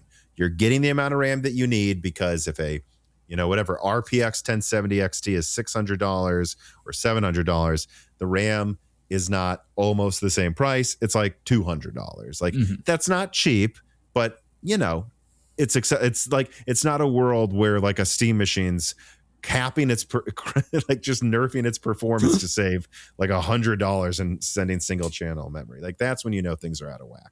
Yeah. Killing God writes in and says, as a developer, I'm using Codex and other coding engines quite a bit, and it works relatively well with 250,000 lines of code projects, provided we know lots about coding to begin with. My guess, the reason for AMD's progress on all their software recently is that their developers are maybe using AI coding engines and quickly catching up with NVIDIA's existing software base. Maybe. You could also say maybe NVIDIA has more bugs because they're using more AI. In fact, I would guess AMD will surpass NVIDIA on the software side if NVIDIA gets distracted by their own AI. Yeah, I think that's possible. NVIDIA seems just distracted from everything. He says, lastly, I imagine and would guess that both NVIDIA and AMD are losing headcount to people retiring early, as they're tired of the grind, with NVIDIA losing proportionally more of their talent. Well, yeah, like, I don't know how many millionaires have been minted by NVIDIA's stock price lately. Plus, lots of boomers and Gen Xers with massive knowledge hitting eject, and few replacements from the younger crowd, as most never experienced the same grindstone of technology Gen X or older experience. Let's not get into the okay boomer stuff.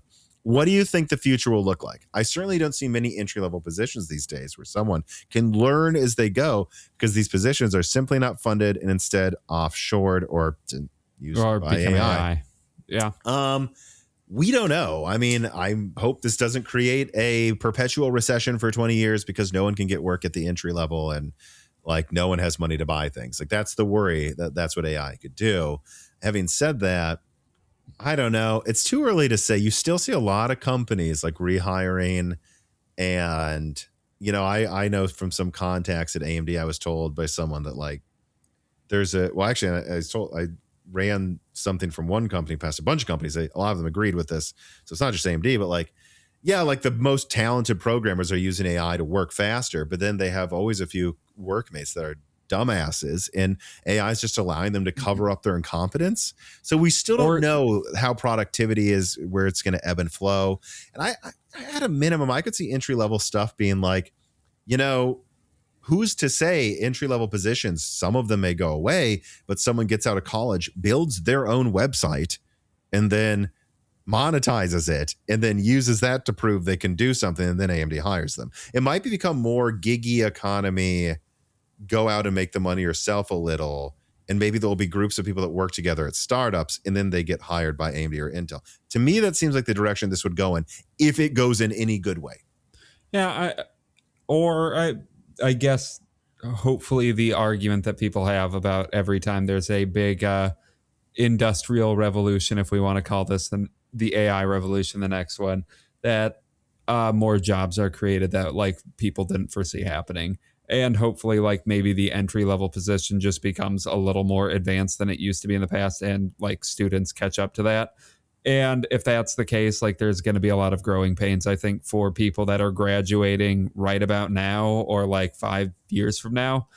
But yeah, I do get very worried that there's just a dearth of entry level positions, as like people that typically got hired to like do a kind of simple job and learn how to be competent, like, get replaced by AI. I do really worry about that. Yeah. And so what I said is not something I'm sure will happen, but I've never really thought about it. Like, what's my devil's advocate argument for why some people might be okay? I think it might be like, well, if everything continues to become more specialized. So, like, don't go into this sector unless you do want to do it and you'll be enthusiastic, or you're very good at it. Don't just hashtag learn to code like they told truckers to do. And now the truckers are laughing to the bank, by the way. Like, you know, don't do that. But if you are good at it, maybe, I know a lot. This is kind of how the game development world already works. I'm at several game conferences and stuff, like 18-year-olds who made their first game, put it on Steam, and, you know, proved they can make a game. And then they didn't do any entry level. They were hired to start making games. Like, the direction this might go is people use AI to make their own little companies, prove that they can do a job, then get hired by Intel or AMD. That's the devil's advocate argument for where this might go. Like, and I don't think that's bullshit. I think that could happen. It's just, that just still means that that's still less jobs though. Like, not everyone is that competent. And so the people that aren't actually good at it will have to do something else. Or will burn down capitals. So we have another question here. I forgot to read this one earlier. I figure we'll just do it now. Mr. Tiger writes in, he says, you mentioned on loose ends that the 350 watt GPU is often bigger than necessary. And it got me wondering, what if cooling for GPUs has generally improved a lot? It has. It really has. The only thing really that Blackwell's impressed me with is the 5090 cooler. I mean, a 2-slot 600 watt cooler is pretty interesting. But why do they keep them so large outside of the founders? Do Nvidia and AMD look at each other's GPUs and say ours needs to be bigger, like automakers and their trucks? Interesting analogy. So my understanding, first of all, is that NVIDIA's coolers are not cheap. They are actually very expensive, complex, with advanced and expensive materials in the manufacturing process. To have those funnels going through the GPU with the 2 fans is really complicated manufacturing and tooling to do that. So NVIDIA's coolers are not cheap. I mean, this was something I covered in like the whole 3090 fake launch thing early in my channel, where like I found out that like, no, the coolers really do cost like over $100, like, and even more so for the founders. But that's what AIBs do. They take I guess now fucking 6. By the way, I just got my haircut at a new place, and the person asked me what I did. I was explaining to them my new video about like the 5090 performance. And when he heard me say they use 600 watts, he was like, that's how much the top end desktop GPUs use. I'm like, yes, 3 PlayStation 5s. That's how much energy they use. But yeah, like, they will just, instead of doing the expensive cooler NVIDIA does, it'll still be expensive. I still think it's usually $100 to build the cooler in the bombs that I've seen. But instead of $150, it's $100. How do they save $50? It's just bigger. It's a cheaper design with a massive slab of metal heatsink, and they didn't put a lot of thought into it. They were like, big fam, more metal, cheap. And that's why they're so big. Having said that, I have heard some AIBs tell retailers, well, we have to make them bigger so people see them on the shelves, because bigger equals better. A lot of retailers disagree, and they say that a lot of their customers are asking for smaller GPUs. But I do believe there's at least a perception in the AIB world that bigger is better. I mean, remember the Asus cards back in the day, that it was always their like 2.5, 3-slot coolers that like they just made big for no reason, and a few of them even had performance issues because the coolers weren't correctly designed for the GPU, and they were just like slapping a cooler for a different GPU onto another one, so heat pipe, or so like the copper didn't like hit the die correctly. Like, yeah, I there's definitely a perception.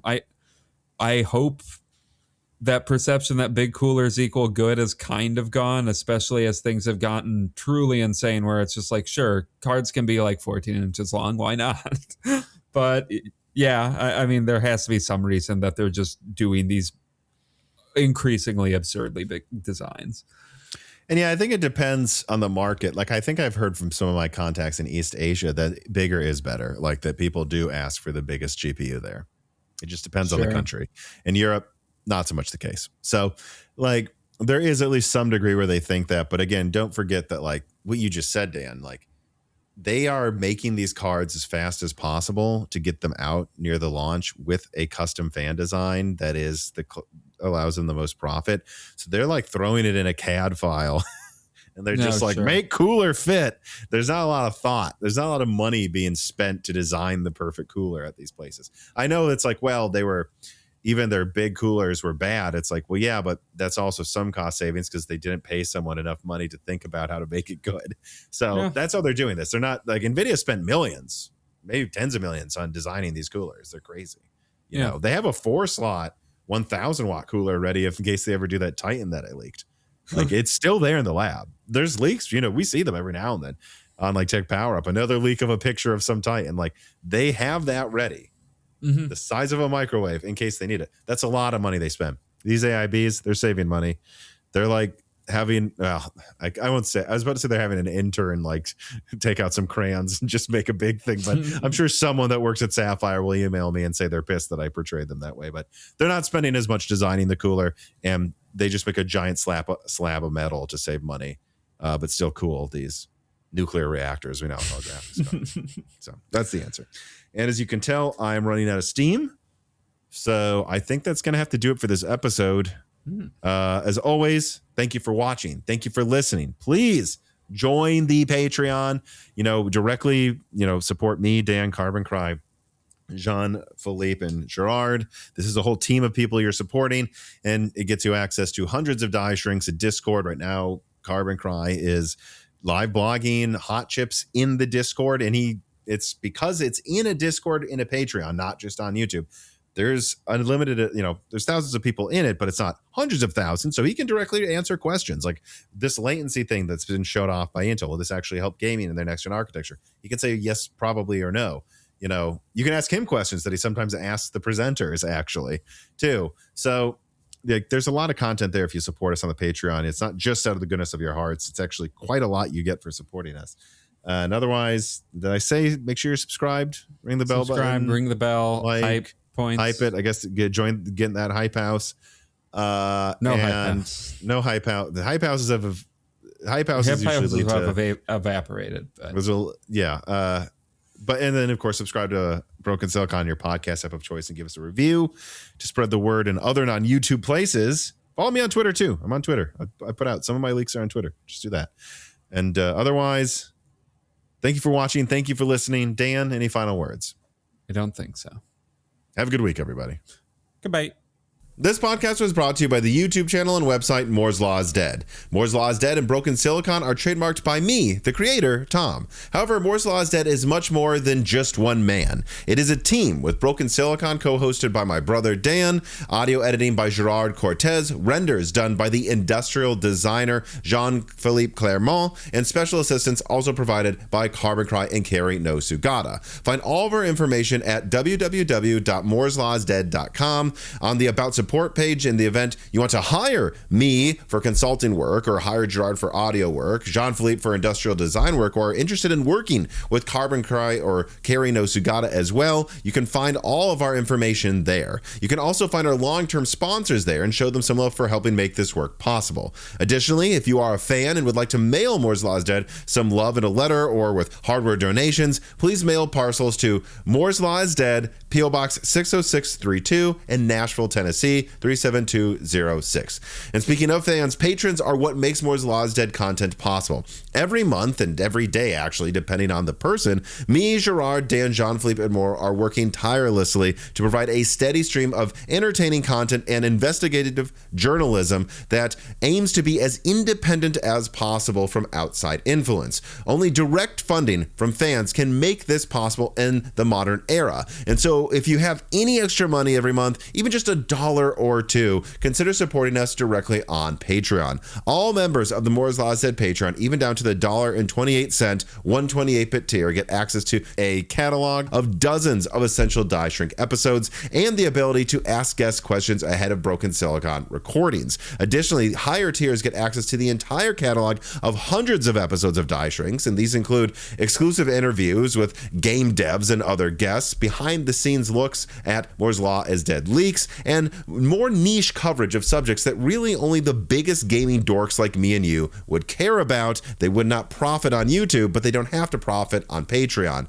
And so if you're interested in that, you can get access to all of that stuff and even more at higher tiers, like ad-free episodes of Broken Silicon, the ability to ask free questions in Loose Ends live streams ahead of recordings, thanks in the credits of videos and podcasts, and access to the Discord with thousands of fans there who would love to discuss gaming hardware with you. I am one of them. And hey, if you cannot afford to support us, please just share Moore's Law's Dead videos and podcasts with friends and family and on social media and Reddit, and give Broken Silicon a 5-star review on Apple Podcasts or your preferred podcast app. All of that stuff does help a ton as well. But as I said, this podcast would not be possible without its patrons directly providing predictable and reliable support every month. And so now is the time to give a personal thanks to the greatest of the fans. The following supporters are at the 1024-bit HBM3 or higher supporter levels: Brad Medlin, Z-Jits, Daniel D, Nicholas Buckner, Deke, Aaron Close, Jen Rauner, MJB1, Daniel High, GZ Ziggy, Jerem Ferreira, Velcom Lev, Jensen Wang, Sarcastro, Chris Rich, Evan Dingle, Hal Booma, Shredbird, Sammy Molas, Chris Anthenos, Tommy, Matthew Castells, Dan M1988, Jonathan Winweg, Jake Dude 23, Jake Martin, Zlicky, Amiable Chief, Gamers Unite, Ian Clifford, I Should, Mead and Pork, Tim Robb, Travis Gooding, Teak Autumn, Zoot Taylor, Mads, Greg, Michael McGee, Stephen Coates, Mark Mitchell, James Anderson, Mark Raidmaker, Salty Internet Pirate, Henry Zheng, Wesley Sager, Cameron, Michelle Pell, Hexapuma, Little Germany, Windstar, James I. Raider, The Forbidden Juice, Danny Nguyen, Brett Jones, Chuck Glidden, Saban Dick, Mac Daffy, Justin Bustle, Brian Wright, Austin Haggerty, Joe Foots, John Swim, Brian Scanlon, Hardlin, Slushbaugh, RB Racer, Bing Bong 3, Magnolus, Ragusis, Solarized 80, Keekum Sprutnik, Smash Axley, Cornstar 671, Penta Winta, Hooger, Ender Kiwi, Omega Doge, Mr. Tiger, John Wick Boomstick, Penguins Love AI, Porcelain Oats, AI Soldier 789, Kareem Al Masri, Fred Burger, Rye Hill, Cheap Bowls, Jonathan Harris, Kainushka Ghani, Johnny Trans, Zabir Ahmed, Hunter Temple, Henry Day, Arkeo RK0, Dudester, John Tiberius, Mirica, OMG Clover, Serve Chilled, and of course, thank you to Sahara for the music.